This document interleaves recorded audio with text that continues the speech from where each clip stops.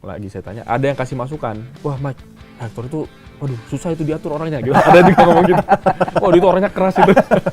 Saklek lah ya. Iya, ya. Tapi kalau saya dengar itu justru saya ngerasa, dia bilang sudah ada 10 klub dari Prancis, dari Portugal, dari Spanyol yang kontak saya, nanyain soal pemain Indonesia. Artinya apa? Prestasi kita di ASI kemarin runner up, dan tentu dengan ada jaringan seperti ini yang seorang Jose Tirado punya, kami punya keyakinan ini bisa membuka pintu. Dengan tren yang bisa kita jaga seperti ini, dan semua stakeholders punya visi yang sama, semuanya kerjasama, saya sangat yakin 20 tahun, 30 tahun dari sekarang, futsal ini akan sangat mendominasi bukan cuma Indonesia di Asia Tenggara. Saya punya keyakinan kalau kita jaga betul level dunia. Nah juga, menurut saya, dan saya akan bilang apa adanya, kalau sepak bola Indonesia mau maju, juga butuh futsal. Karena faktanya apa?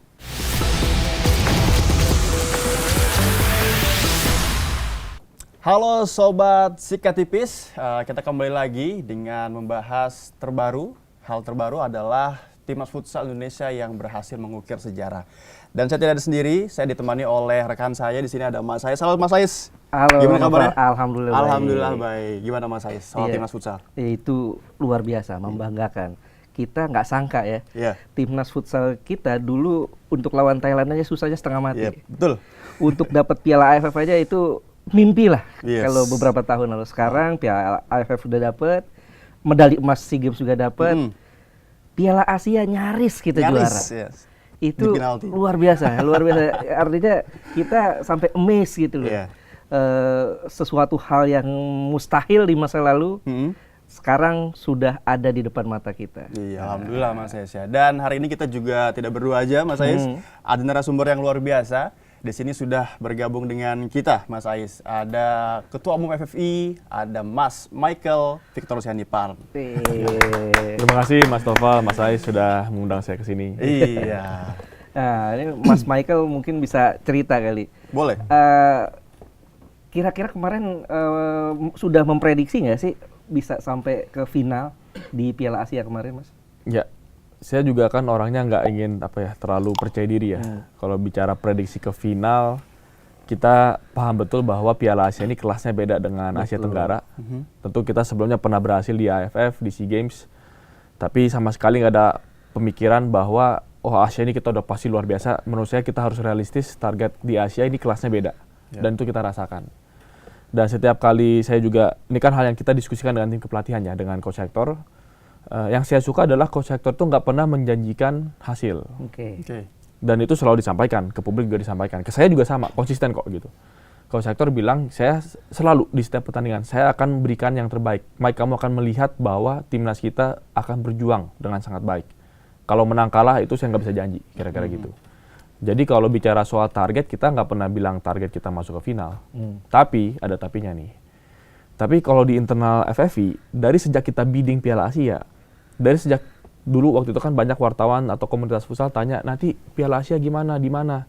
Oh, Indonesia Arena. Dari sejak itu, saya pribadi tuh ada berangan-angan lah ya. Mungkin kalau bilang target, kesannya harus banget, tapi berangan-angan, wah kalau kita bisa main di final, di Indonesia Arena, penuh nuansanya seperti apa. Ada angan-angan itu ada, dari bahkan sejak kita bidding. Dari sejak waktu kita nulis Indonesia Arena di bidding itu, saya membayangkan, wah kalau sampai kita bisa masuk Piala Asia final di Indonesia Arena, kita tuan rumah, luar biasa sekali. Merinding sih. Ya. Ternyata kejadian gitu. 10.000 Jadi sangat bersyukur. 10.000 penonton 10.000 penonton di Indonesia Arena. Betul. Ya, Mas Victor kan pasti memantau tuh ya. Kadang-kadang suka masuk ke ruang ganti pemain nggak, Mas? Kan beberapa federasi gitu ya, ketumnya suka masuk ke ikut kasih motivasi. Kalau Mas Michael gimana? Ya kalau saya bukan orang yang paham teknis, jadi kalau saya bicara langsung ke pemain, saya malah takut saya salah ngomong gitu. Dan saya juga lihat Coach Hector sudah menguasai tim kita, dan Coach Hector juga punya pemahaman yang sangat tajam. Beliau itu masternya banyak, saya sampai lupa masternya ada apa aja gitu. Tapi sport science-nya ada, sport management. Dari sisi bisnis olahraga, dari sisi psikologi olahraga, Coach Hector sudah paham. Jadi saya pikir bukan bicara ruang ganti aja ya, tapi di banyak kesempatan saya berusaha membatasi interaksi saya dengan pemain. Karena bagi saya penting bagi pemain di futsal ya, maksud saya nggak bicara ini.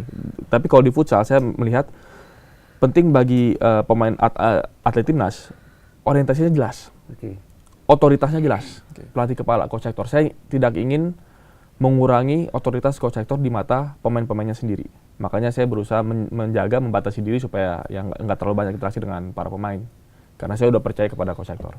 Itu setidaknya itu filosofi saya. Oke, Mas, kalau misalkan kita lihat tadi kan memang tidak ada target yang dipatok seperti itu ya. Tapi ada nggak sih perkiraan bahwa timnas futsal Indonesia akan mencapai ke final seperti itu? Perkiraan. Sebenarnya yang terjadi kemarin itu, ya ini sekali lagi kita bukan target-targetan, tapi sebenarnya saya udah ya jujur aja memperkirakan sih. Bahwa di grup stage pada saat kita tahu kita di grup apa saja, siapa saja di grup, ya saya punya harapan yang kuat, bukan target ya, punya harapan yang kuat kita juara grup. Dan saya mengantisipasi grup sebelah, Thailand peringkat pertama, Vietnam peringkat kedua, jadi ketemu Vietnam. Dan saya juga mengantisipasi dengan teman-teman di federasi bahwa berikutnya lawan Jepang. Kalau berhasil lawan Jepang, nextnya lawan Iran. Tentu semua pertandingan itu ya kita nggak pernah tahu hasilnya ya. Tapi ya mengantisipasi jalannya seperti itu kepikiran dan kebetulan itu yang terjadi. Ya kebetulan aja gitu. Iya, kalau saya waktu beberapa kali teman-teman media nanya gitu wawancara saya udah bilang kan kalau nggak salah FFI targetnya hanya perempat final ya Mas. Awalnya yang di sounding. Saya bilang ini nggak perempat final, ini final. Bukan final, minimal semifinal. Karena lawannya kan antara Thailand dan Vietnam kita sudah menang lah di Piala AFF, di SEA Games. Tapi yang saya kaget tuh kita bisa ngalahin Jepang dan bisa bikin susah Iran. Bahkan nyaris kita juara tuh. Itu cuma satu kurangnya Mas. Faktor luck aja. Faktor luck. Karena semuanya itu udah kita secara teknis nggak kalah sama Iran, secara permainan nggak kalah. Hanya satu, faktor keberuntungan kita kemarin itu lebih beruntung Iran lah bisa menang di final. Nah, yang dilihat Mas Victor, Mas Michael saat itu, saat kita sampai di final dan akhirnya menjadi runner up, suasana di pemain seperti apa Mas? Ruang ganti atau apa? Ya jujur sekali lagi kalau bicara suasana, jujur saya dan kami ya mungkin dari federasi nggak banyak benar-benar langsung ke para pemain ya. Jadi kalau bicara suasana pastinya sepertinya tim kepelatihan yang lebih paham gitu ya. Bahkan saya pribadi pun juga komunikasi dengan coach Hector selama kompetisi itu sangat terbatas. Karena saya juga takutnya kalau saya kontak ada pressure tambahan. Sekali lagi kita memang udah di titik trust. Jadi ada satu chat saya ke coach Hector. Justru saya waktu chat coach Hector saya bilang, coach saya baru ketemu federasi ini kita lagi bahas hal-hal ini. Nanti setelah Piala Asia selesai saya mau ngobrol sama coach, kita sama-sama rancang untuk yang ke depan. Justru saya nggak bahas pertandingannya. Tapi ada kalimat yang saya sebut ke coach Hector itu adalah kita bagi tugas. Coach Hector fokus timnas, saya fokus menjalin hubungan dengan federasi-federasi Asia yang sedang datang. Karena kalau teman-teman notice, sebenarnya kemarin itu bukan hanya Piala Asia yang berjalan. Kita bahkan kemarin itu ada satu rapat khusus, di mana kami mengundang sebagai tuan rumah perwakilan dan pimpinan Federasi Futsal Asia dari semua negara yang lain. Dan kemarin itu 12 negara datang. Ada presiden federasinya, ada mungkin komite futsalnya gitu, futsal ya. Kita bicara soal bagaimana mengembangkan kolaborasi futsal di level Asia. Dan bagaimana mendorong supaya lebih banyak kompetisi di level Asia. Jadi selama pertandingan ini, fokus saya di federasi dan teman-teman pengurus di federasi, fokus kita dua. Pertama, penyelenggaraan eventnya, ada panitia pelaksana, ada ketua panitia dan jajaran juga. Jadi kita fokus di situ. Yang kedua adalah, justru ini momen kita menjaring relasi, memperkuat relasi. Prestasi timnas, jujur aja di luar kendali kita di federasi. Itu pelatih kepala dan tim. Jadi di chat saya dengan coach Hector, saya menjelaskan perkembangan yang terjadi di luar timnas. Dan saya bilang coach Hector nanti setelah selesai kita follow up ini. Komunikasi kita dengan Afghanistan, dengan Uzbekistan, dengan Iran dan seterusnya gitu. Nah, beberapa waktu lalu sempat viral tuh di media sosial. Kalau nggak salah saat kita dapat medali emas ya Mas. Waktu media mau wawancara Mas Michael bilang, enggak, pemain aja. Wawancara pemain aja, ini pestanya mereka gitu. Itu viral tuh Mas. Ini agak janggal menurut saya ya, dari kebiasaan pengurus-pengurus di federasi gitu ya. Karena biasanya pengurus di federasi itu mau ambil panggung itu gitu. Nah, Mas Michael nih justru yang bikin netizen salut gitu, justru malah menghindar dari panggung itu. Kenapa Mas? Ya, pertama saya berharap hal ini tidak dibesar-besarkan. Menurut saya itu momen yang sudah berlalu saja. Kita fokus ke depan dan saya sama sekali nggak ada keinginan diungkit gitu ya hal tersebut. Kalau di momen itu yang terjadi adalah memang saya senang. Saya lagi senang melihat ekspresi pemain dan pelatih.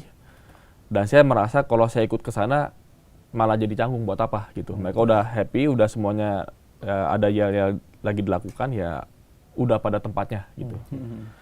Mungkin kalau itu bicara momen ya, pada saat itu yang saya pikirkan. Jadi saya rasa buat apa saya ikut nimbrung gitu. Tapi kalau bicara yang lebih luas, menurut saya memang ya ini filosofi, balik lagi.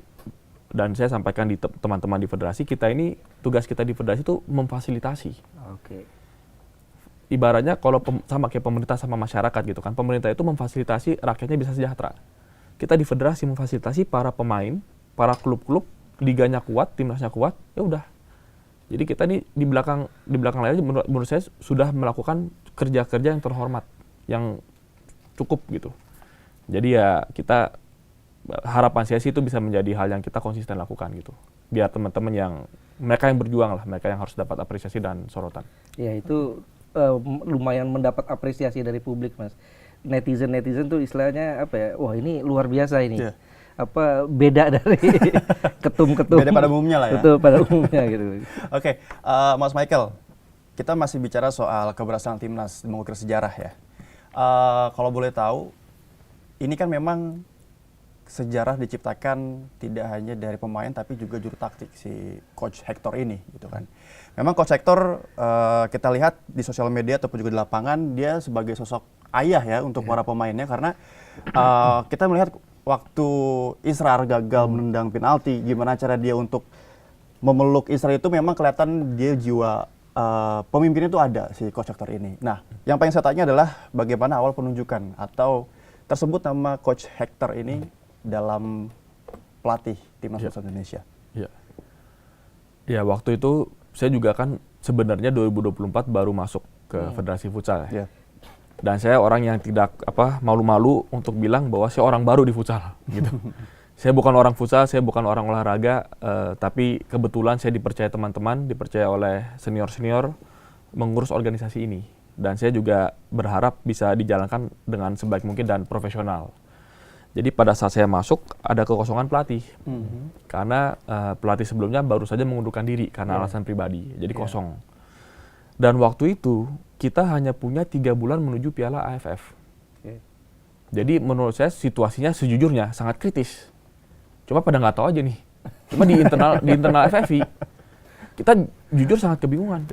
Ini gimana Piala AFF udah mau datang berikutnya, ini event. Itu Marco Sorato ya? Yang sebelumnya, iya. Kenapa dia mundur Mas? Ada urusan keluarga ya, urusan pribadi sih, pertimbangan yang ya kita juga hormati gitu. Jadi di tengah kekosongan itu, waktu semakin tipis, kita harus segera mengambil keputusan. Dan waktu itu juga saya jujur aja baru masuk juga di federasi dan dihadapkan dengan situasi seperti itu.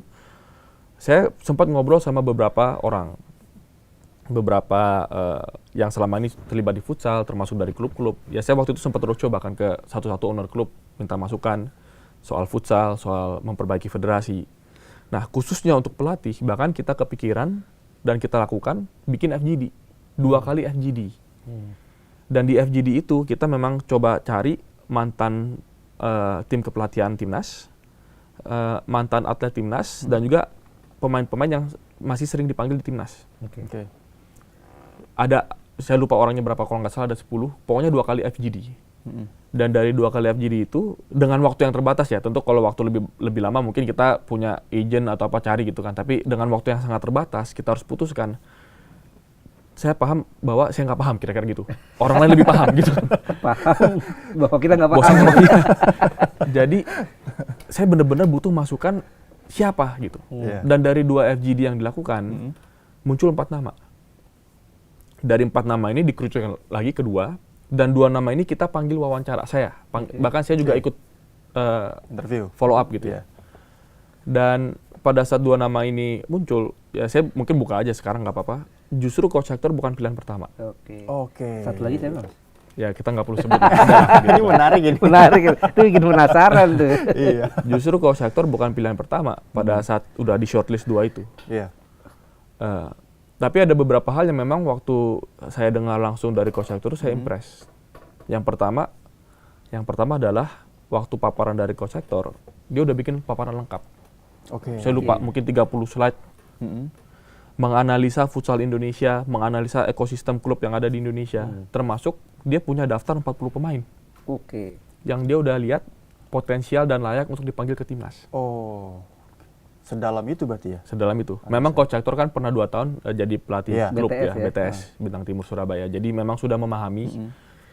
Tapi ya artinya apa? Artinya dia menghadapi wawancara itu juga dengan serius. Iya. Dengan sangat serius. Dan di wawancara itu dia memang menyampaikan saya menginginkan pekerjaan ini. Dan saya mempersiapkan, bukan cuma ingin, kalau ingin mungkin banyak yang ingin gitu kan. Tapi saya mempersiapkan, makanya dia paparkan gitu dengan sangat baik gitu. Jadi itu hal pertama yang saya jujur waktu itu impress melihat keseriusan itu. Dan hal yang kedua, setelah wawancara itu jujur, ya mungkin saya nggak bisa buka semua detailnya, tapi saya udah ngobrol berdua beberapa kali, teleponan, WhatsApp, karena kita bicara soal terms dari kontraknya. Ada hal-hal yang kami punya keterbatasan di federasi. Tapi yang saya sangat apresiasi, Coach Hector itu orientasinya bukan material. Oke. Tentu kita tetap berusaha memberikan yang layak lah pastinya Iya. gitu. Tapi dari, kalau ini kan jadi setelah wawancara Zoom itu, udah sifatnya, bahkan ini saya langsung dengan Coach Hector nih gitu. Personal Bener-bener lah ya? gitu ya. Iya. Karena saya menjelaskan kondisi FFI hari ini begini. Tantangan kita seperti ini, keterbatasan kita seperti ini gitu. Dan kita negosiasi, udah sampai levelnya di situ, benar-benar sampai saya telepon-teleponan sama Coach Hector menjelaskan gitu. Kita mau memberikan apresiasi yang layak, tapi keterbatasan kita seperti ini gitu. Dan dari interaksi itu, saya benar-benar bisa merasakan dia itu serius mau membangun legacy yang kuat, memajukan futsal Indonesia. Bukan soal hitungan angka, bukan soal fasilitas. Karena ya kalau ini kan detail kontrak ya. Karena menurut saya kami ya punya keterbatasan di sisi itu ya sebagai federasi. Tapi hal-hal tersebut Coach Hector menunjukkan itu poin-poin kesekian.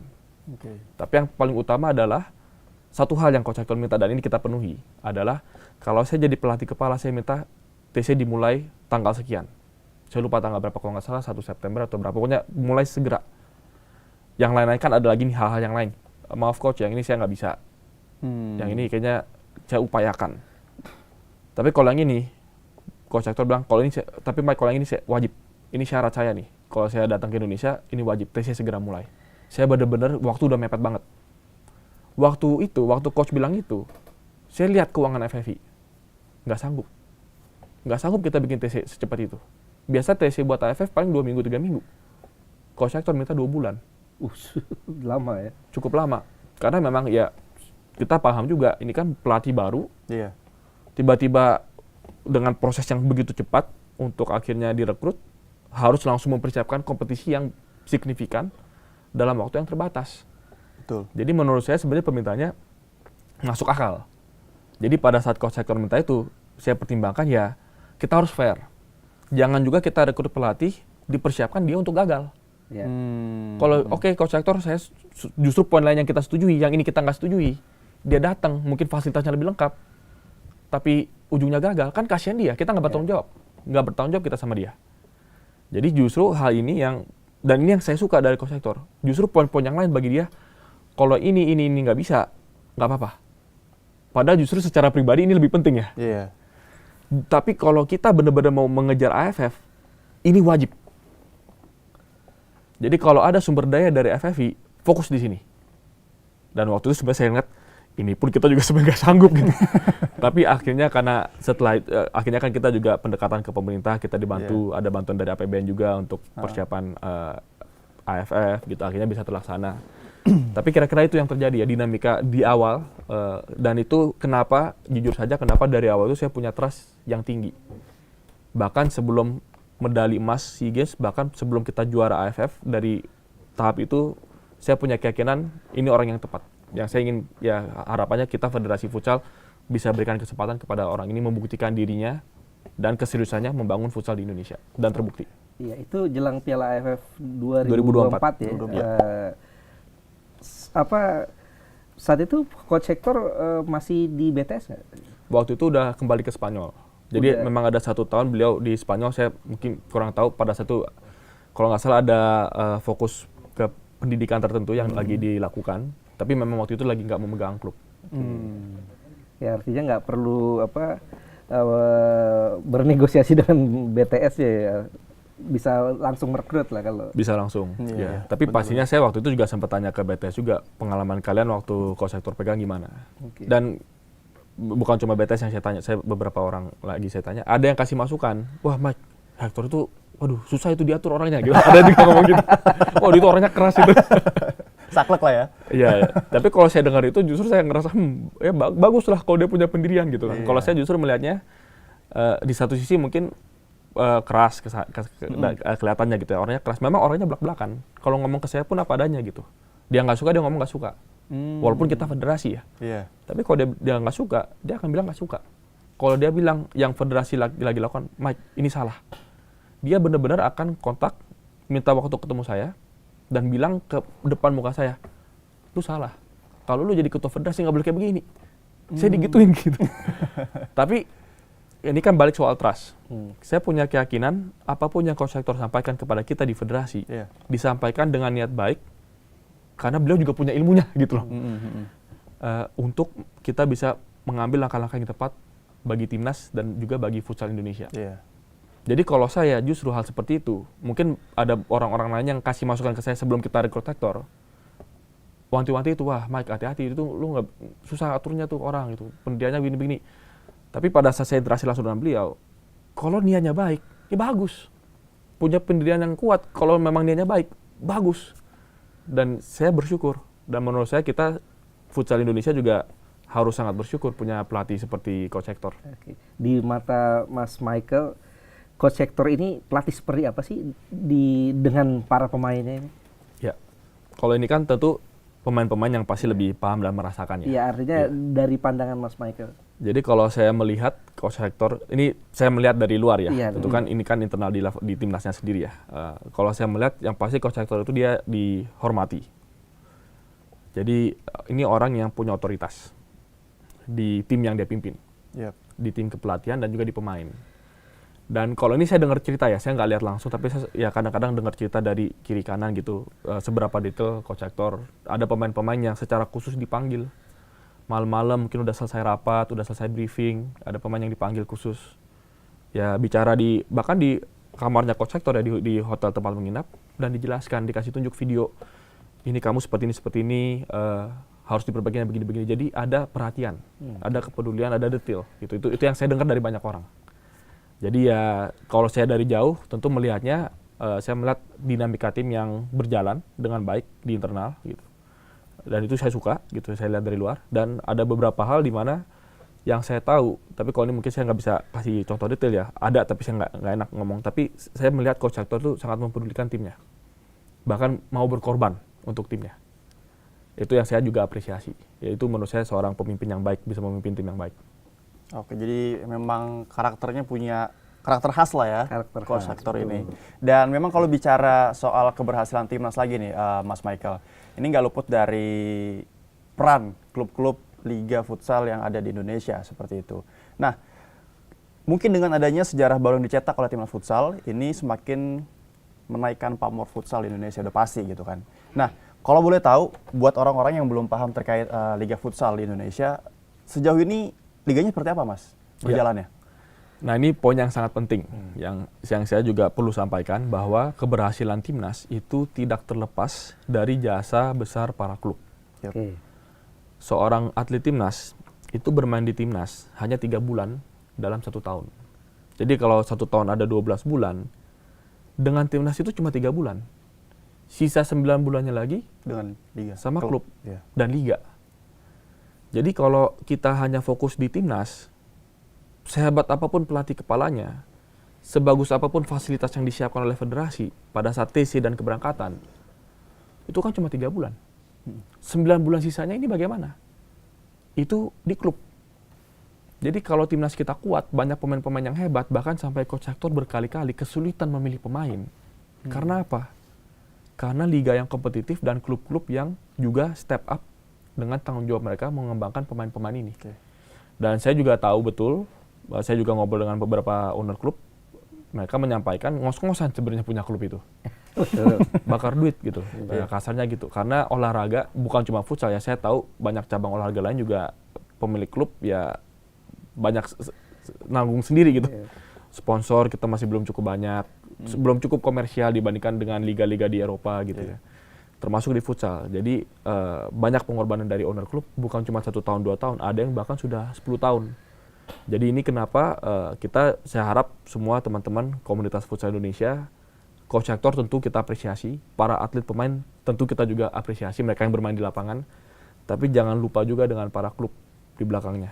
Dan pelatih-pelatihnya, manajer-manajernya, atau rekan timnya juga yang mungkin nggak dipanggil di timnas, tapi mereka semua inilah yang membuat liga kita ini kompetitif sehingga melahirkan pemain-pemain yang kemarin berprestasi. Dan nah ini nyambung. Dan ini kenapa kita di federasi juga berharap bisa membawa transformasi juga di liga. Contohnya apa? Baru kemarin kita preskon di mana kita memperkenalkan Jose Tirado ya. Jose Tirado. Jose Tirado ini adalah sosok yang sangat luar biasa di dunia futsal ya. Mungkin kalau di Indonesia belum banyak yang dengar. Jose Tirado itu presiden klub Palma Futsal. Palma itu memang satu kota kecil di Spanyol. Dia pulau sebenarnya di luar dari daratan Spanyol. Tapi sangat berprestasi futsalnya. Di futsal ada juga klub seperti Barcelona. Barcelona punya klub bola, ada juga klub futsal. Anggarannya gila-gilaan juga. Tapi klub Palma, klub kecil dari kota kecil, 15 tahun terakhir dari divisi 2 naik ke divisi 1 dibangun oleh Jose Tirado ini 3 tahun berturut-turut sampai sekarang, jadi 3 tahun terakhir juara Champions League futsal di Eropa ya. Jadi 3 kali berturut-turut juara Eropa, 3 kali berturut-turut juara Intercontinental Cup. Intercontinental Cup ini antara Eropa dan Amerika Latin, Amerika Selatan. Palma. Jadi saya bulan Desember kemarin berkesempatan ke Spanyol, saya studi banding. Saya salah satu yang saya ketemu adalah Jose Tirado. Saya tanya-tanya soal klub Palma dan bagaimana dia membangun Palma. Saya dengar cerita-ceritanya, saya terinspirasi. Waktu itu saya langsung tembak Mr. Jose. Mr. Jose, mau nggak ke Indonesia? Kita jadi tuan rumah AFC. Mau nggak ke Indonesia dan lihat Indonesia dan siapa tahu berkenan bantu mengembangkan futsal Indonesia. Waktu saya ngomong gitu, ketawa dia. Jose Tirado, ketawa dia. Mike, dia bilang, saya di Spanyol ini berkali-kali diminta sama Federasi Spanyol. Dan saya selalu tolak. Karena saya fokus mengembangkan klub saya. Ngomong gitu dia. Tapi saya jelasin lagi. Tapi Mr. Jose ini Indonesia futsalnya begini-begini, bayangkan. Coba lihat ini foto kita lawan Indonesia Australia. Saya kasih tunjuk foto. Penuh Indonesia Arena, 15.000 penonton. Ini rekor keempat terbesar sepanjang sejarah di dunia. Saya cerita kompetisi pelajar kita bagaimana dan seterusnya. Setelah saya selesai makan siang sama Jose Tirado, tiba-tiba Coach Hector WhatsApp saya. Nggak selang 1 jam 2 jam. Dia bilang gini, Mike, lu ngobrol apa sama Jose? Jose tiba-tiba kontak saya. Kayaknya dia tertarik ke Indonesia. Gitu. Dan akhirnya kejadian. Kemarin kita benar-benar sudah memformalkan, kita sudah presskonkan Jose Tirado, Presiden Klub Palma, sudah bersedia menjadi advisor untuk Liga Futsal Indonesia. Dan baru juga kemarin setelah preskon saya juga diskusi lagi, langsung brainstorm. Ini juga orang luar biasa, yang menurut saya tinggal tunggu waktunya aja, nanti kita buktikan. Dia punya banyak ide bagaimana membawa liga, bukan timnas ya, Liga Futsal Indonesia, PFL, dan klub-klub naik kelas. Supaya dilihat oleh dunia. Dan waktu lagi ngobrol, dia juga sebut ke saya, Mike, begitu berita soal saya ada di Indonesia ini nyebar, sudah ada 10 klub Dia bilang, sudah ada 10 klub dari Prancis, dari Portugal, dari Spanyol yang kontak saya. Nanyain soal pemain Indonesia. Artinya apa?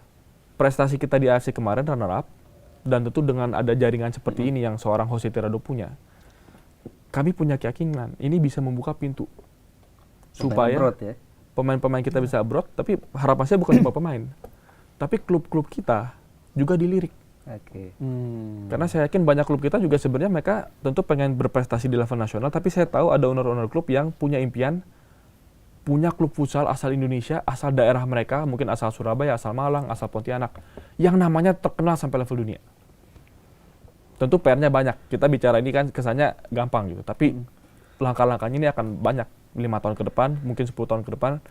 Tapi dengan jaringan yang tepat, dengan komitmen dan kebersamaan yang tepat, bisa kita lakukan. Jadi bukan cuma timnas kita mendunia, bukan cuma pemain kita mendunia, tapi klub-klub asal Indonesia juga mendunia. Nah, prestasi kita kemarin kan istilahnya sudah melangkah jauh lah. AFF kita sudah dapat ya, kemudian SEA Games, dan kemarin nyaris kita juara Piala Asia. Orang banyak tanya itu, para pemain dapat bonus nggak, Mas? Tembak dor langsung. Ya, ini saya belum punya jawaban. Kalau harapan tentu saya juga berharap bisa memberi sesuatu, dan ada juga saya nggak tahu saya boleh sebut namanya atau enggak ya. Ada yang udah kasih bonus juga. Langsung, personal ya? Personal langsung. Dan saya sangat mengapresiasi sosok tersebut. Pejabat sih latar belakangnya, tapi karena beliau nggak ada yang kontak saya juga, saya nggak tahu. Tapi saya tahu dari teman-teman langsung, jadi langsung ke para pemain. Dan saya apresiasi inisiatif beliau gitu ya. Tapi ada yang udah lakukan itu di pemerintahan ya, di pemerintahan. Dan salah satu menteri, Mas. Ya di level itu. Ya. Berarti betul. Oh, mungkin tahu apa dengar gosip kali. Ya, jadi ada inisiatif seperti ini, dan saya tentu bersyukur ada yang seperti itu. Kalau di kami federasi, ya kami harus lihat keuangan ya pastinya. Ya, saya mungkin ini kedengaran apa aja, tapi ya faktanya itu gitu. Kita federasi bikin event AFC aja, kita sebenarnya cost-nya itu sangat besar, dan kita sebenarnya masih tekor gitu. Kita ada beberapa kegiatan yang lain, tapi itu tugas kita di federasi selesaikan. Cuma memang untuk sebagai federasi memberikan bonus hari ini kami masih harus mengupayakan. Itu mungkin jawaban resmi yang bisa saya sampaikan. Kalau secara pribadi saya bukan siapa-siapa, jadi saya juga nggak bisa lah saya bilang kalau saya mampu gitu ya. Tapi saya berharap ya ini kan prestasi bersama. Dan saya akan bilang Federasi Futsal Indonesia itu milik bersama. Timnas Futsal Indonesia milik bersama. Kalau mungkin pertanyaan ini harus dijawab oleh saya sebagai ketum, ya saya juga mohon maaf gitu. Saya biasa aja gitu, saya bukan siapa-siapa gitu kan. Tapi kalau ada teman-teman mungkin yang nonton juga atau dari publik yang merasa ada hal yang lebih yang bisa dibantu bagikan, dan saya yakin bahwa apresiasi yang teman-teman pemain harapkan bukan sekedar material berupa uang gitu ya, kasarnya gitu ya. Tapi apapun wujudnya, mereka juga nggak minta yang gimana kok sebenarnya. Tapi ini kan wujud bahwa setiap perjuangan itu ada apresiasi. Jadi saya berharap ya kalau ada inisiatif, monggo silakan. Kalau butuh federasi fasilitasi, oke. Kalau ingin disalurkan melalui federasi supaya kita juga aware, boleh. Mau langsung pun silakan. Jadi seperti yang contoh tadi, ada yang langsung nggak lapor federasi, silakan juga nggak apa-apa. Kita happy gitu. Karena saya tidak merasa perlu menunjukkan federasi kita serba mampu. Ya kalau memang kita punya keterbatasan, ya kita butuh bantuan teman-teman memberikan apresiasi. Dan mungkin saya perlu garis bawahi, apapun apresiasi yang kita berikan, menurut saya pun nggak akan bisa cukup untuk benar-benar memberikan apresiasi yang layak terhadap apa yang sudah mereka capai. Sudah sangat luar biasa. Jadi kalau kita memberi sesuatu ya saya tentu mungkin setelah ini saya juga akan coba rapatkan di federasi. Kebetulan nanti siang ada rapat di federasi, saya juga mau bahas kita bisa apresiasi apa nih gitu. Tapi harapan saya kalau ada teman-teman yang mau bantu juga untuk memberikan apresiasi, kita sangat berterima kasih. Oke. Nah ini prestasinya kan udah sebegini mentereng, artinya perlu dijaga juga kan. Kira-kira apa yang bakal dilakukan FFI gitu ya untuk menjaga prestasi ini, jangan sampai hanya generasi emas ini aja nih, tapi ke bawahnya kita hilang gitu. kan kompetisi baru di level elit lah, di level pro ya. Pro Futsal League, wanitanya juga ada. Kemudian di Liga Nusantara, tapi ke bawahnya kan ini masih yang kelompok umurnya masih belum terjamah. Ya, pertama tugas kami di federasi dan ini yang saya terus dorong adalah meyakinkan publik bahwa futsal itu milik semua. Ya. Oke. Futsal itu bukan punya federasi futsal. Futsal itu bukan punya exco ataupun mungkin saya sebagai ketua umum. Kebetulan saya lagi ketua umum hari ini gitu. Tapi futsal milik semua. Jadi kalau futsal kita mau berhasil, itu peran kita semua. Tadi saya sempat sebut peran klub. Ada juga peran apa? Peran akademi futsal. Ya. Peran sekolah-sekolah. Peran orang tua, keluarga yang juga mendukung. Peran dari brand-brand. Peran dari broadcaster. Semua punya peran gitu. Kami di Federasi Futsal sebagai federasi, kita tugasnya adalah menjaga ekosistemnya. Ya. Membangun ekosistem yang sehat. Supaya semua stakeholders bisa menjalankan peran dan kontribusinya masing-masing. Jadi kalau tadi tanya bagaimana menjaga prestasi ini, bahkan bisa naik kelas, saya rasa ini semua tingkatan. Liganya tadi kan saya sempat sebut, liga kita sedang lakukan sesuatu. Di bawahnya liga, ya ada kompetisi lainnya. Level kampus kah, level pelajar kah, level akademi, level kelompok usia, dan apa yang teman-teman semua bisa lakukan terlibat di sana. Bagaimana pengurus futsal level provinsi, kota, kabupaten juga terlibat. Ini yang harus kita bicarakan gitu. Karena kita mau membangun jangka panjang dan juga saya perlu sampaikan juga.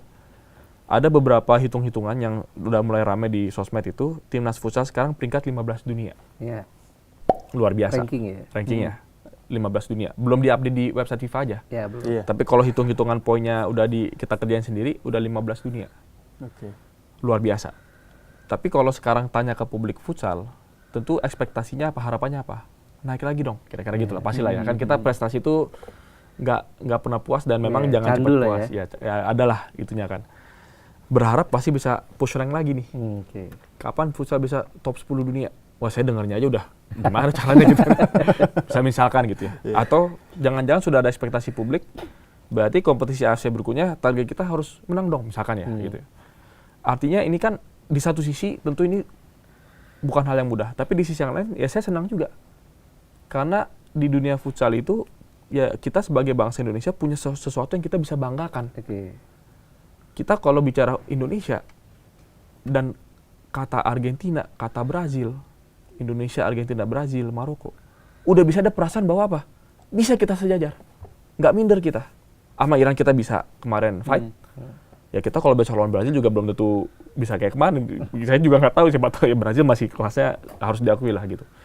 Tapi saya bangga dengan kepercayaan diri ya. Ada nasionalisme, kepercayaan diri yang terbangun dengan prestasi futsal ini yang bangsa kita miliki.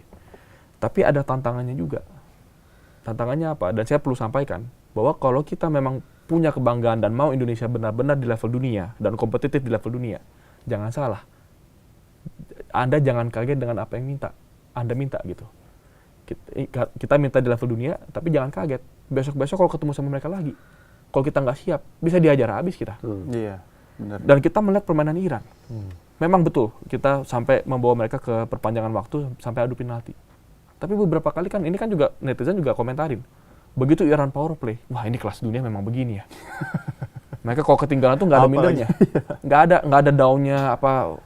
Mereka kalau merasa mau menang, sikat beneran gitu. Jadi kalau kita berharap dan meminta timnas Indonesia naik kelas lagi dong, bener-bener di level dunia, bertarunglah dengan Argentina dan Brazil.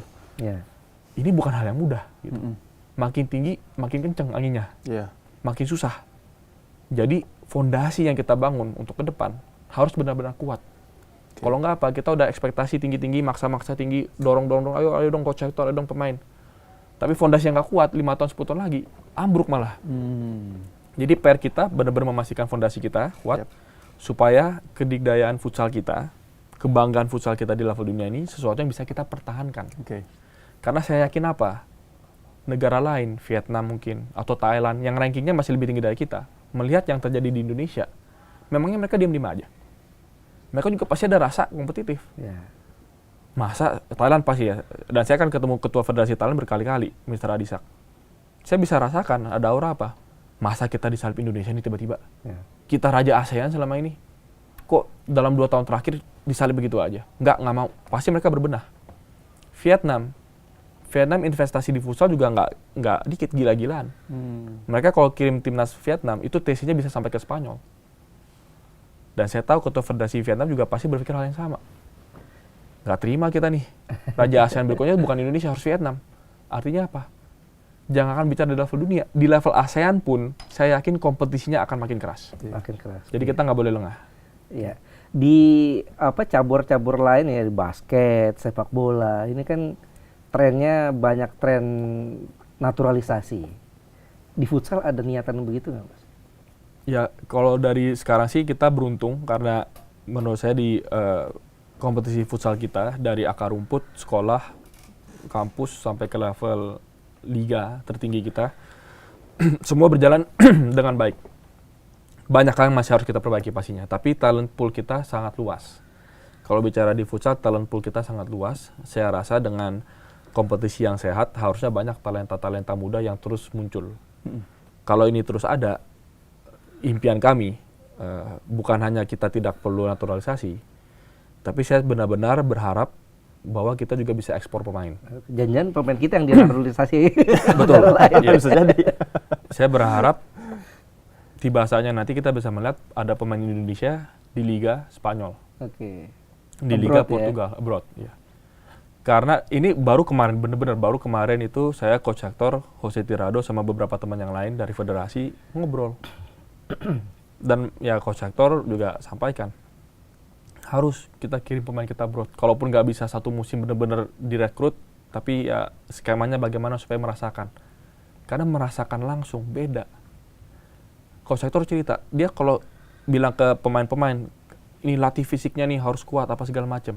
Mungkin pemain nggak gitu, nggak kenapa saya perlu berotot banget. Tapi coba dia main lawan Argentina. Pas lagi main lawan Argentina, ngerasain itu bodinya tuh kayak gimana. Atau kemarin lawan Iran, beberapa kali kan kita nonton. Ada banyak momen pemain Iran tuh adu lari sama pemain Indonesia. Udah mau gocek-gocek, adu lari aja. Dan kita lihat betul fisiknya pemain Iran kayak gimana gitu. Jadi kalau kita ada kesempatan main abroad, saya harap banyak pemain Indonesia itu ya kita ini jangan sampai jadi katak dalam tempurung nih. Tentu ranking udah naik bagus. Semua orang ngomongin ranking ya kan. Bisa final Piala Asia bagus.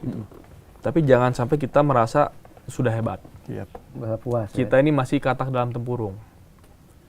Dan yang saya suka, Jose kemarin ngomong apa ke saya? Mike, saya harus ngomong ke kamu, dia bilang gitu. Saya harus ngomong ke kamu. Kalian nih orang Indonesia belum sadar potensi futsal kalian sendiri. Saya yang dari luar, saya ngelihat potensi yang besar yang kalian punya. Yang kayaknya kalian juga belum sadar gitu. Nah ini saya dengar dari seorang pemilik klub terbaik di Spanyol, di dunia, ngomong begitu, ya tentu tantangan buat kita. Jose Tirado ngomong gitu, ya kemarin. Kalian orang Indonesia belum sadar potensi futsal kalian sebesar apa. Artinya apa? Ini tantangan kita ini jangan cepat puas di bubble kita sendiri nih. Di tempurung kita sendiri nih. Dunia ini luas. Dan saya punya keyakinan kita bisa di level itu.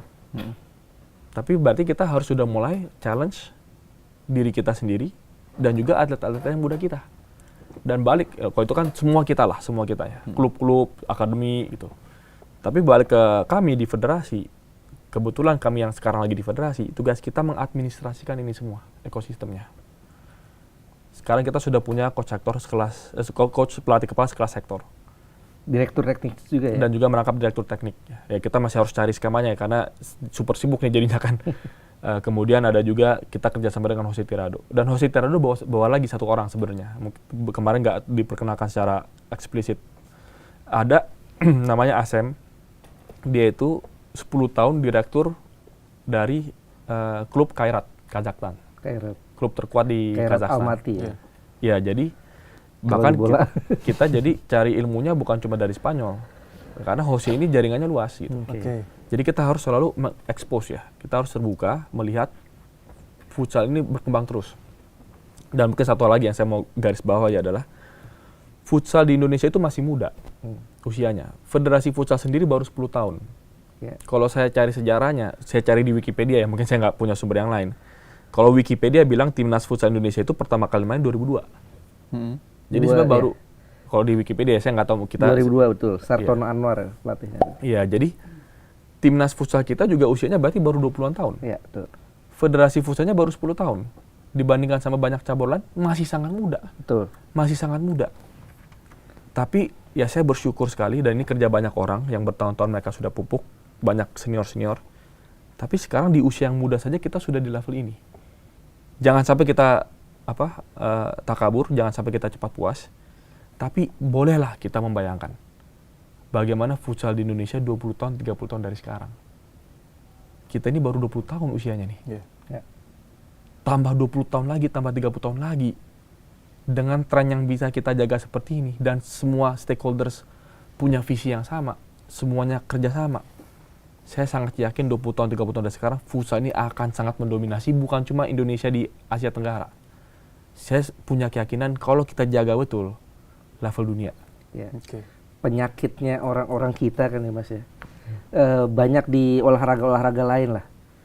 Biasanya kita untuk mencapai sesuatu lebih mudah ketimbang menjaga. Ya. Nah, itu FFI gimana untuk menjaganya? Ya, yang pertama tadi menurut saya mindset ya. Mindsetnya adalah jangan cepat puas, jangan cepat merasa diri sudah hebat. Lebih baik kita datang ke satu pertemuan dengan perasaan kita orang yang paling gak paham. Daripada kita datang ke pertemuan, kita paling paham. Yang meeting kemarin ini, saya rasa meeting kemarin sebenarnya seru nih. Ada Hector, Jose Tirado, ada beberapa yang lain juga. Brainstorm kita. Saya tanya ke ada teman dari Federasi Futsal, lu diem aja nggak mau ngomong apa gitu di rapat ini? Enggak mah, kita dengerin dulu aja deh gitu. Enggak, kita dengerin dulu aja deh, kita justru lagi perlu banyak mendengarkan nih gitu. Jadi menurut saya mindsetnya adalah jangan cepat puas, jangan merasa diri sudah hebat, harus selalu merasa di atas langit masih banyak nih langit-langit lainnya. Jadi kita harus mau mendengarkan. Mereka, orang-orang lain ini punya pemahaman, dan bukan cuma dengerin yang dari luar negeri. Saya beberapa ketemu owner klub juga sama ya, dan saya rasa kita federasi juga harus meluangkan waktu lebih banyak. Tapi mereka juga punya banyak perspektif. Ilmu nggak harus selalu datang dari yang apalah peringkatnya atas atau ini. Dari dalam sendiri pun, di bawah juga punya banyak ilmu yang relevan. Perspektif yang sangat relevan. Itu satu. Ya, tapi ini kan kita ngomong gini ya, moga-moga kita bisa jalankan gitu ya. Konsisten. Yang kedua adalah, dan ini menurut saya PR di federasi, jangan sampai jadi eksklusif. Maksudnya eksklusif? Eksklusif adalah, menurut saya ada penyakit ya, dan di banyak organisasi terjadi. Nah, saya harap di FFI nggak terjadi. Sudah berhasil, merasa kita berjasa, ya kan, pastikan. Merasa kita bisa melakukan semuanya. Padahal kerja banyak orang, satu itu. Yang kedua, semakin naik, banyak orang sebenarnya makin ingin terlibat. Tapi mungkin ada perasaan, waduh, kan kita yang udah capek-capek nih bangun ini. Kok orang lain, lu FOMO apa gitu kan? Kan ada juga tuh komentar di netizen bilang, oh ini banyak yang FOMO futsal. Kalau saya justru seneng. Bagus dong kalau lebih banyak orang peduli sama futsal. Bagus kalau lebih banyak orang yang mau terlibat juga membangun futsal. Jadi jangan karena kita yang sudah lebih dulu, kita merasa diri kita yang senior, kita merasa kita yang sudah di federasi, kita yang sudah ngejalanin duluan. Enggak, kita dong yang pegang terus. Kalian orang-orang baru di sini. Menurut saya kita juga harus punya pendekatan inklusif. Kalau futsal Indonesia mau naik kelas dan konsisten, berkesinambungan, PR-nya masih banyak. Nggak sanggup kita jalanin. Sumber daya kita terbatas, jumlah kita terbatas, nggak sanggup. Kalau ada orang mau datang bantu, ya bagus. Jadi harus terus membuka diri terhadap masukan. Tadi kan pertama kan masukan, yang kedua ya memang orang lain harus terlibat, kita harus kasih ruang. Dan ini PR ya, saya belum tahu skemanya seperti apa, tapi saya mau mendorong di federasi kita mau buka kesempatan lebih banyak orang bisa terlibat. Ini menurut saya hal yang ya saya harus sampaikan. Kami pun belum melakukan dengan baik. Kami mau buka kesempatan supaya kita semua bisa membangun ini sama-sama. Federasi futsal milik banyak orang, bukan milik para petinggi federasi. Setelah kita sukses sebagai penyelenggara Piala Asia, kemudian sebagai tim ya, prestasi kita lolos ke final, kabarnya kan mau bidding Piala Dunia 2028 nih. Itu Seperti apa persiapannya, Mas? Ya, yang sudah dilakukan itu sudah pernah di request letter of interest. Dan itu sudah kita kirimkan melalui PSSI. Bahkan Pak Erick Thohir sampaikan ke saya, beliau yang bawa langsung juga. Begitu. Jadi ya ini dukungan dari Pak Erick Thohir dan PSSI sangat penting. Karena ini ekosistem FIFA. Ya, betul. Dan jaringan-jaringan di FIFA tentu harus kuat. Supaya nama Indonesia makin naik. Gitu. Dan akhirnya dipilih. Karena yang saya dengar, tapi saya nggak tahu, yang saya dengar Maroko tertarik, Kuwait tertarik, Argentina tertarik. Kemarin juga ada yang sempat bilang kayaknya Spanyol juga tertarik deh gitu. Artinya pasti banyaklah negara yang berharap bisa jadi tuan rumah Piala Dunia. Persaingannya ketat. Persaingannya pasti akan ketat. Nah, tapi kalau kami dari Federasi Futsal Indonesia, kita di Indonesia, tentu berharap ada momentum. Ada momentum di Indonesia, di Asia Tenggara bahkan, lebih luasnya. Futsal ini lagi naik-naiknya. Contoh, ya mungkin kalau kita boleh membandingkan, yang datang nonton final Piala Asia, yang datang nonton final Piala Copa America, sama yang nonton Piala UEFA, Itu Eropa, futsal ya? Futsal, banyakan mana? Lebih ramai mana? Jauh lebih ramai dan antusiasme sangat tinggi Indonesia. Piala Asia yang ada di Indonesia. Menurut saya itu salah satu argumen terkuat. Tolong dong FIFA, futsal ini momentumnya lagi sangat bagus. Di Indonesia iya, di Asia Tenggara juga iya. Dan kalau sepak bola mungkin Eropa udah jauh di atas, Amerika Selatan udah jauh di atas. Setidaknya futsal lah, kasih kesempatan Asia ini berkembang terus. Karena mungkin kan Piala Dunia kadang-kadang pemikirannya, oh Piala Dunia ini harus pindah-pindah benua nih. Kalau pindah-pindah benua, sebenarnya Piala Dunia terakhir di Uzbekistan udah di Asia, yang 2024. Kalau dari kacamata itu ya berat kita Indonesia dipilih. Tapi argumen yang kita mau bangun, untuk futsal, kasih kesempatan lebih di Asia. Karena Asia ini, coba dilihat rankingnya, banyak 20 besar itu dari Asia. Yang di sepak bola kita mungkin cuma bermimpi. Itu sudah didominasi Eropa sama Amerika Selatan. Tapi futsal, kita mau jadikan Asia itu sebagai kekuatan utama futsal dunia. Dan untuk itu bisa dilakukan, tolong perbanyak kompetisi, bahkan kompetisi FIFA di Asia. Termasuk kali ini Piala Dunianya tolonglah di Indonesia. Nah ini kan argumen. Tapi argumen ini tentu harus sampai ke FIFA-nya bagaimana. Ini kan ya saya juga harus komunikasi dengan Pak Erick Thohir dan PSSI. Harus kita rancang strateginya. Sinergi sangat penting. Dan juga, nah ini kenapa kita kumpulin kemarin dari negara-negara lain. Karena harapannya yang menyuarakan ini bukan cuma Indonesia saja. Tapi ada dukungan juga dari federasi-federasi negara lain. Supaya FIFA melihat, oh ini sebenarnya beneran ini nih, banyak yang berharap Indonesia jadi tuan rumah. Nah mungkin itu langkahnya gitu. Oke, itu dari segi proses bidding untuk menjadi tuan rumah Piala Dunia Futsal. Tapi kalau misalkan dari segi persiapan tim nasional sendiri, Mas Michael, untuk di 2028 itu seperti apa persiapan ke depannya dan langkah-langkahnya seperti apa untuk mencapai target nanti? Apalagi kalau nggak salah SEA Games 2027-nya itu nggak ada futsal ya, belum masuk lah. Harusnya sih tetap ada. Di Malaysia itu belum Gosipnya. mendapatkan futsal gitu. Jadi artinya kan kalau sekarang bisa bagus di Piala Asianya kan karena kita abis main Piala AFF, main di SEA Games, main Piala Asia kan. Jadi stepnya enak tuh. Nah kalau nggak ada di SEA Games-nya gimana, Mas? Ya kalau SEA Games sih saya masih punya keyakinan akan tetap ada futsal ya. Ini kan kemarin soalnya ada yang sempat nyebar itu di Malaysia tulisannya cuma sepak bola. Tapi biasanya futsal itu dianggapnya bagian dari sepak bola juga. Jadi kalau misalkan ditulisnya cabornya sepak bola, ada futsalnya juga. Tapi ya ini kan untuk lebih pastinya ya kita tunggu aja. Tapi kalau saya masih punya keyakinan tetap ada futsal di SEA Games.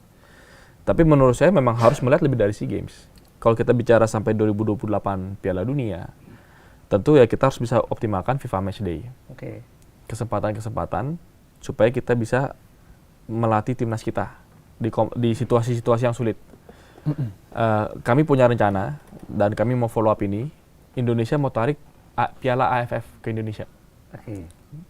Dan saya inginnya sih 3 edisi berturut-turut di futsal. Indonesia jadi tuan rumah. Ini mempersiapkan timnas kita bermain di tengah supporter dan juga mempersiapkan kita di federasi sebagai tuan rumah. Menurut saya pengalaman jadi tuan rumah ini penting kita bangun terus. Piala AFF pastinya kita mau tarik. Tahun lalu kan kita bikin 4 Nation World Series. Artinya 4 Nation World Series itu 4 NWS itu mengundang negara-negara lain untuk invitational Iya. di Indonesia. Tahun ini kita ada rencana. Tentu teknisnya kita masih harus hitung-hitung dulu anggaran, cari sponsor. Iya. Tapi kita punya rencana lakukan lagi nanti di menjelang akhir tahun. Oke. Dan harapan saya kita bisa mengundang negara-negara kuat yang bahkan rankingnya lebih tinggi daripada Iran. Ya yang rankingnya lebih tinggi daripada Iran kan cuma beberapa ya. Harapan. Dan jujur saya udah komunikasi. Waktu Desember kemarin saya ke Spanyol, saya ke Portugal, saya udah sampaikan. Dan dari ya ini udah kesebut nih nama negaranya. tapi waktu itu saya Bocoran tuh. kan kita lagi berusaha. Tapi saya juga udah tanya kalender mereka. Dan ini contoh ya, ini menurut saya kita harus belajar. Spanyol, waktu saya ke Federasi Spanyol di RFF di orang rapat itu sama Federasi Futsal Spanyol dibuka kalendernya mereka 2 tahun ke depan. Dan dia tunjukin, waduh Mike, kita FIFA Matchday ini udah ada ini udah ada ini, udah ada ini. Kayaknya biasanya yang di ini nih. Nah, tapi poinnya apa saya share ini? Itu kelas Spanyol. Kelas Spanyol bikin perencanaan 2 tahun ke depan mereka udah punya. Jadi kalau kita berharap bisa ketemu sama negara-negara yang kelasnya seperti itu, ya memang harus jauh-jauh hari. Ini kelas dunia begini, gitu. Perencanaan mereka seperti itu. Karena kalau negara yang seperti itu, mereka pasti apa rencananya? Bukan cuma sekedar ikut Piala Dunia, juara. Jadi mereka pasti menyusun rencana gila-gilaan juga. Ya kita, ya saya sih, ntar dibilang, saya yang penting kita juara Piala Dunia kompetitif kira-kira gitu kan. Tapi kita berharap harus terbiasa dengan levelnya dunia, harus ketemu negara-negara yang kuat, dan kita bisa ketemu mereka di FIFA Matchday. Ada yang kita undang mereka ke Indonesia, ada juga yang kita berharap Indonesia diundang. Karena kita nggak tahu Piala Dunia nanti di mana. Dan dimanapun Piala Dunia tentu harapannya Indonesia. Tapi kalaupun bukan di Indonesia, mental pemain kita, timnas kita harus kuat, harus terlatih. Kemarin kita sangat beruntung karena supporter Indonesia yang luar biasa. Semua orang bilang itu. Semua negara ketemu saya bilang seperti itu. Supporter Indonesia luar biasa. Pemain ke-6 kira-kira gitu kan. Tapi kalau Piala Dunianya di negara lain, AFC-nya di negara lain, situasi bisa berbeda. Betul. Supporter. Karena supporternya kan dikit. Iya. Apalagi kalau kita lawan tuan rumah gitu kan. Berat ya. Jadi kita juga harus membiasakan melawan tim kelas dunia di negaranya mereka. Away ya berarti. Away. Betul. Nah ini yang kita juga upayakan. Piala AFC tentu baru selesai, kita napas dulu gitu kan. Tapi setelahnya ya ini ada rencana-rencana yang sudah kita bayangkan.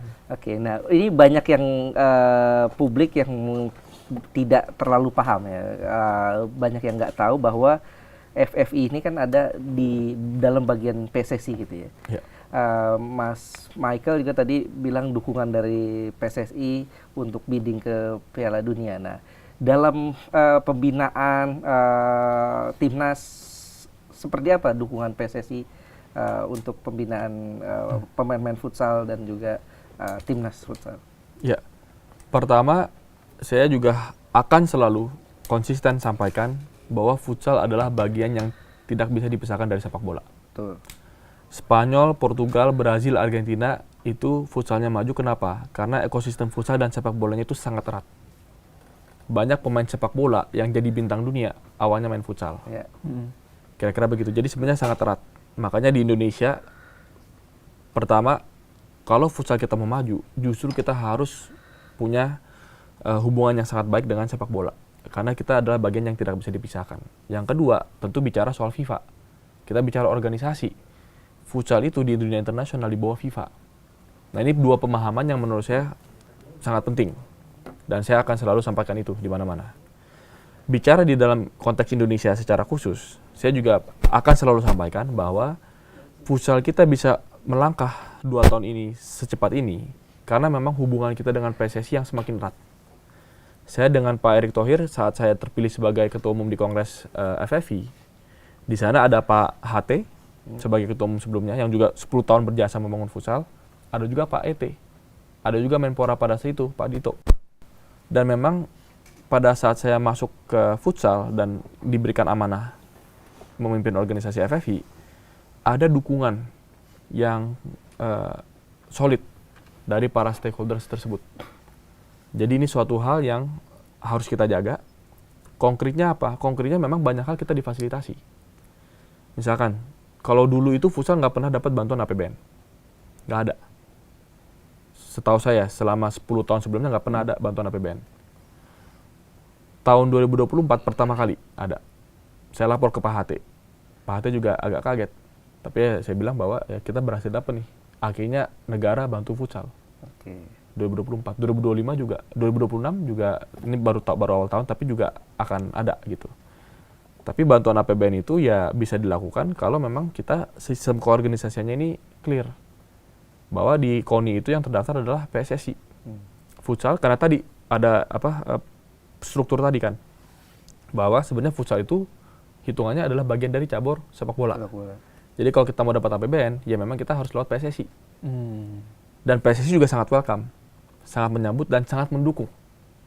Jadi banyak sekali sinergi yang menurut saya sih sebenarnya sudah banyak terlihat. Tapi mungkin ada teman-teman yang belum cukup melihat itu. Saya minta harapan saya bahwa melihat sinergi futsal sepak bola, sinergi FFI dan PSSI ini adalah sebenarnya hubungan yang mutualisme yang sangat baik, yang kita harus jaga. Jadi saya juga minta tolong supaya jangan kita dibanding-bandingkan atau mohon maaf nih, tapi saya merasa kadang-kadang ada juga nih yang manas-manasin. Betul, gitu. dibenturkan ya. Dibenturkan gitu. Karena menurut saya dibenturkan ini jujur aja kita nggak untung juga gitu. Iya. Rugi kita malah di futsal kalau dibentur-benturkan. Karena kita butuh PSSI, butuh sepak bola. Dan saya akan bilang juga, mereka juga butuh futsal. Kalau mereka mau naik kelas. Saya juga akan bilang bahwa ini bukan cuma sekedar soal futsal yang harus nunduk, butuh bantuan, enggak juga. Menurut saya, dan saya akan bilang apa adanya. Kalau sepak bola Indonesia mau maju, juga butuh futsal. Karena faktanya apa? Talent pool futsal sangat besar. Ya. Di seluruh Indonesia lapangan paling banyak dicari, gampang dicari adalah apa? Futsal. Sekolah-sekolah punya sekolah apa? Futsal. Jadi, dan saya udah ngobrol hal ini sama Alexander Zwiers, sama Coach Hector, Dirtek PSSI juga. Bahwa ya kita harus melihat model yang di Brazil, Argentina, Spanyol, Portugal. Talent pool futsal sepak bola ini nyambung gitu. Jadi ini demi kebaikan futsal kita harus punya hubungan sangat baik. Dan saya juga yakin sebenarnya juga demi kebaikan dari sepak bola gitu. Dan ini butuh dukungan dari masyarakat, dari komunitas pecinta sepak bola dan juga futsal. Wah, ini sebetulnya masih banyak yang mau kita obrolin. Betul. Tapi mungkin terakhir kali, Val ya. Yeah. Apa pesan-pesan Mas Michael kepada publik sepak bola, futsal ya? Futsal termasuk dengan sepak bola kan, karena ekosistemnya hampir sama ya. Dan apa pesan kira-kira dan harapannya seperti apa kepada publik futsal Indonesia? Ya, mungkin pesan saya untuk menutup, pertama, futsal ini milik kalian. Futsal ini bukan milik federasi. Federasi hanya segelintir orang yang kebetulan di posisi dipercayakan amanah mengadministrasikan. Tapi yang bisa membuat futsal ini maju adalah para supporter, swasta yang juga terlibat, promotor yang terlibat, klub-klub, akademi, sekolah, orang tua. Ekosistem futsal ini sangat luas. Dan kita bersyukur ada mereka semua. Kami di federasi tidak akan, dan kalau sampai ada, saya juga harus mengingatkan lagi, tidak akan bisa mengklaim. FFI tidak akan bisa mengklaim bahwa keberhasilan timnas futsal karena FFI. Karena faktanya keberhasilan timnas futsal karena ekosistem futsal yang luar biasa. Jadi futsal adalah milik kalian. Kalau kita punya impian futsal kita terus naik kelas, tanggung jawab siapa? Tanggung jawab saya? Ya pasti ada tanggung jawab saya juga. Tapi ada peran dari teman-teman kita semua, termasuk dari media yang terus mengangkat futsal. Dan saya punya keyakinan futsal masih bisa naik kelas. Kemarin udah sangat luar biasa lah. Kemarin bisa final lawan Iran. Tapi saya punya keyakinan tetap masih bisa naik kelas lagi. Nggak mudah, tapi bisa. Kalau kita semua ekosistem futsal memiliki ini bersama-sama dan saling mendukung, saling mengingatkan, saling menjaga supaya jalannya benar. Dan kalau itu kita lakukan, ini keyakinan saya dan saya yakin banyak sebenarnya punya keyakinan ini juga. Futsal bisa jadi salah satu olahraga yang bangsa Indonesia miliki yang benar-benar mengibarkan bendera merah putih di level tertinggi dunia. Mohon maaf, tapi mungkin nggak banyak cabang olahraga yang punya kesempatan itu. Tapi kalau dari trajektori yang sudah berjalan sekarang dan dengan dukungan komunitas futsal, ekosistem futsal, saya punya keyakinan ini bisa menjadi cabang olahraga, salah satu cabang olahraga utama yang benar-benar membawa nama bangsa kita berkibar di dunia. dan butuh kerjasama semuanya. Oke, luar biasa. Michael Victor Sianipar. Oke, intinya kita berdoa supaya timnas futsal Indonesia tetap terus memberikan sejarah ke depan-depannya, dan kita doakan juga di 2028 nanti di Piala Dunia bisa menghasilkan prestasi yang jauh lebih baik dari Piala Asia ini. Oke, sebelumnya kita ada kenang-kenangan buat Mas Michael. Mudah-mudahan berkenan. Nah, ini dia. Oke. Mas Ais silakan. Oke, ini kayak ini perkenalan pemain baru ya. Udah tanda tangan kontrak ya tadi. Tanda tangan kontrak nih. Ini deal ya resmi. Iya, Oke, terima kasih Mas Michael. Iya, makasih. Terima kasih Iya, makasih. Mas Ais. Iya.